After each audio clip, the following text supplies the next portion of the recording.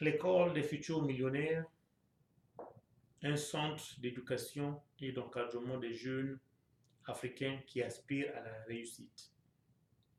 Aujourd'hui, nous allons parler du mariage, un thème très capital. Le choix du conjoint, le choix d'un partenaire est toujours capital dans la réussite. Si on choisit avec qui on va faire chemin et qu'on fasse le bon choix, la réussite est très simple à atteindre. Si on fait un mauvais choix, on peut arriver à une situation où on arrive à l'échec. Donc, choisir son partenaire à temps, vous allez dire à quel âge?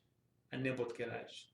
Parce que un homme qui réussit, qui dit je vais d'abord finir avec les études, je vais d'abord réussir avant de choisir mon partenaire, va choisir une femme qui va l'aimer à cause de ce qu'il est et non à cause de l'amour.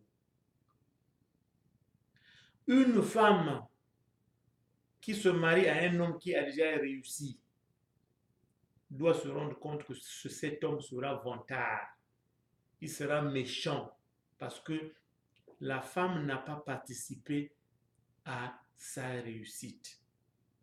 Mais un bon couple, un bon mariage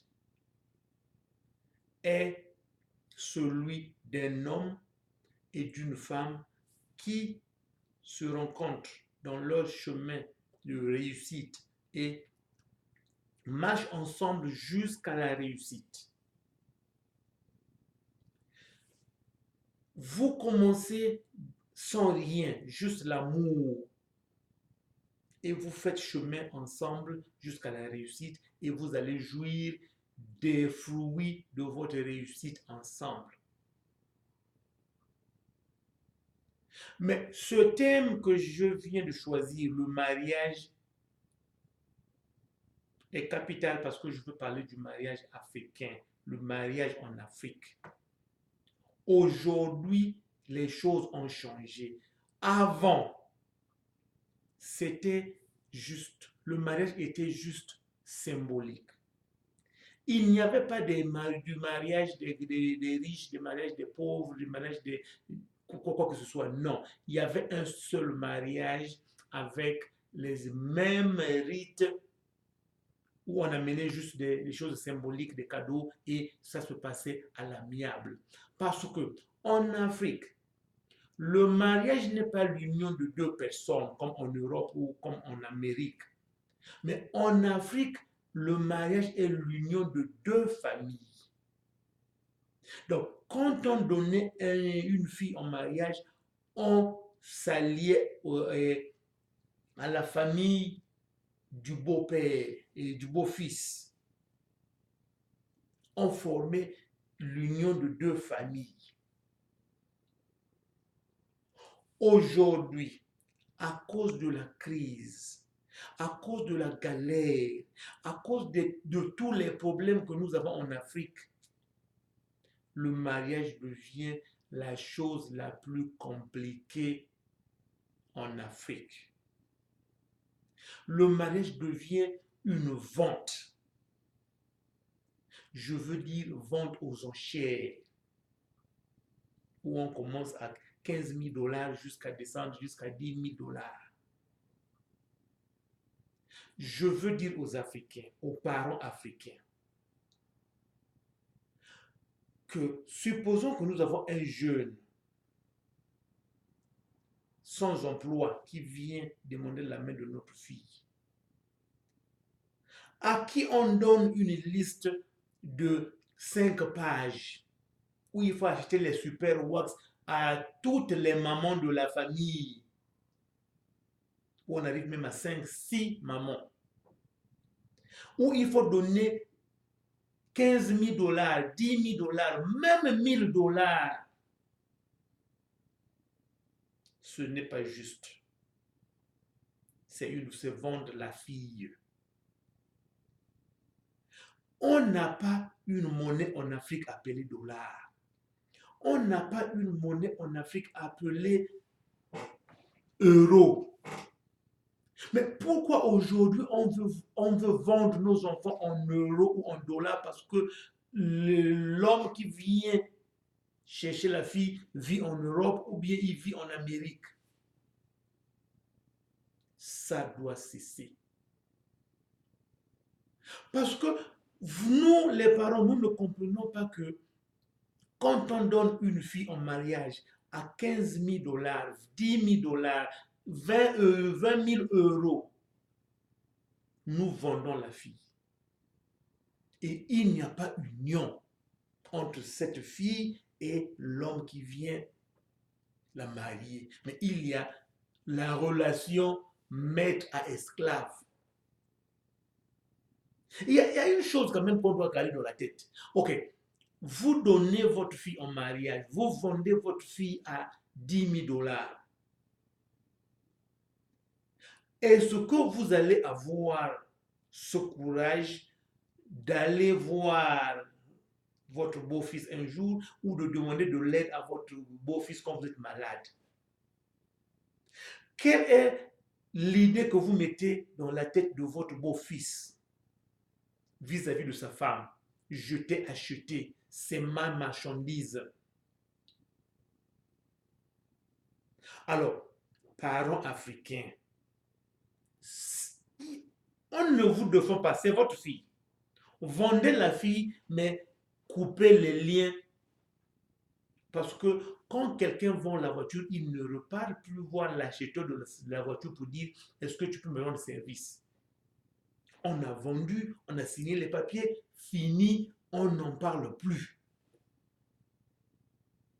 Ou encore, vous donnez votre fille en mariage, c'est une fille qui sera partenaire d'un homme avec qui elle va faire chemin ensemble pour arriver à l'excellence. Et les fruits de leur réussite, de l'homme et de la femme, vont profiter à toutes les deux familles. Mais ce n'est pas ce qui se passe aujourd'hui. La situation est grave. Les filles sont abandonnées à la maison avec beaucoup d'enfants. Il n'y a plus de mariage en Afrique. Aux filles, je dis, ne soyez pas contentes, ne soyez pas fières. Qu'on m'a marié à 15 000 dollars. Moi, j'ai vraiment, mon mari m'a marié très cher. Non, dites, mon mari m'a acheté très cher. Et vous allez voir. Et on voit ça tous les jours. Quand le mariage a été compliqué, la vie familiale de l'homme et la femme devient compliquée aussi. Parce que dans la tête du mari, il n'y a pas union, mais il y a achat. Je fais cette vidéo afin que nous essayions de changer la mentalité. Tout le monde est coupable. Tout Africain est coupable. On pense que en donnant une fille en mariage à 20 000 dollars, on a fait quelque chose de bien. Non. On pense que si on a donné la fille à 30 000 dollars, on est arrivé à une réussite familiale. Non. Faisons de l'Afrique ce lieu de solidarité où tout se passe en famille et en bien. Le mariage n'est pas la vente. Le mariage n'est pas l'achat. Mais une tradition symbolique qui permet à la fille d'aller chez son homme avec qui elle va faire chemin ensemble pour arriver à l'excellence. Je le dis et je le répète.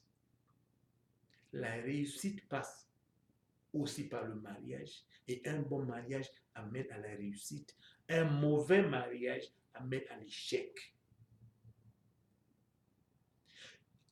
Il y a des professions où on ne peut pas embaucher un homme célibataire parce qu'un célibataire est un indiscipliné. Et je l'ai dit, on ne va pas choisir sa femme ou sa partenaire ou son partenaire quand on a déjà réussi.